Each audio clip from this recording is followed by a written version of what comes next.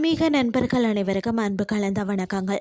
இன்றைக்கு நாங்கள் ஆன்மீகம் சம்பந்தமான பதிவில் ஆலத்து விநாயகரின் அருளாட்சி, விநாயகரின் இரண்டாவது படை வீடை பற்றி பார்க்கலாமா வாங்க. முருகப்பெருமானுக்கு அறுபடை வீடுகள் இருப்பதை நாம் எல்லாருக்குமே தெரிஞ்ச ஒரு விஷயம்.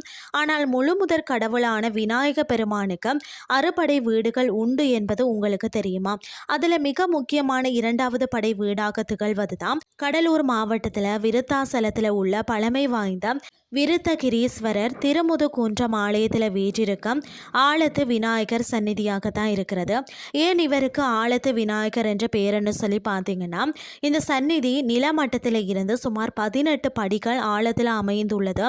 பொதுவாக ஆலயங்களில் கோபுரங்கள் உயரமாக இருக்கும். ஆனால் இங்கே மட்டும் விநாயகர் பாதாளத்தில் அமர்ந்து அருள் பாலிக்கிறாராம்.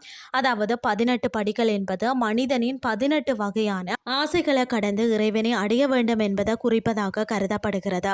இவருக்கு செய்யப்படும் அபிஷேக தீர்த்தம் அங்கேயே உள்ள ஒரு சுரங்க பாதை வழியாக சென்று அருகில உள்ள மணிமுத்தா நதியில கலப்பதாக ஐதீகம்.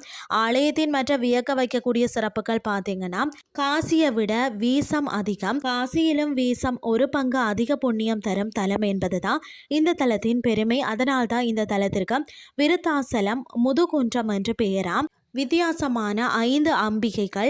இங்கே அம்பிகைகள் 2 நிலைகளில் அருள்கிறார்கள். ஒன்று விருத்தாம்பிகை, வயதான தோற்றம். மற்றொன்று பாலாம்பிகை, இளமையான தோற்றம். 28 ஆகமங்கள் லிங்க வடிவில், அதாவது சைவ சமயத்தின் 28 ஆகமங்களை 28 லிங்கங்களாக முருகப்பெருமான் இங்கே பிரதிஷ்டை செய்துள்ளார். இந்த 28 லிங்கங்களையும் ஒரே இடத்துல தரிசிப்பது தான் உலகிலேயே எங்கு மட்டும்தான் சாத்தியம்.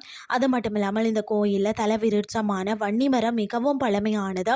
இதன் இலைகளை நீரில் போட்டு வைத்தால் அந்த நீர் நீண்ட நாட்களுக்கு கெடாமல் இருக்க மருத்துவ குணம் கொண்டது.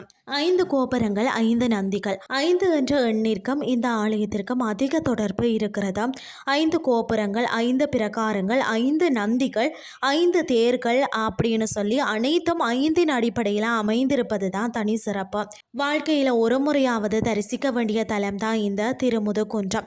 நீங்களும் போய் தரிசித்து வாருங்கள்னு சொல்லி கூறிக்கொண்டு இன்றைய ஆன்மீகம் சார்ந்த பதிவை நிறைவு செய்து கொள்கிறேன். இதே மாதிரி மற்றும் ஒரு ஆன்மீகம் சார்ந்த பதிவோடு உங்களை சந்திக்கிறேன். நன்றி.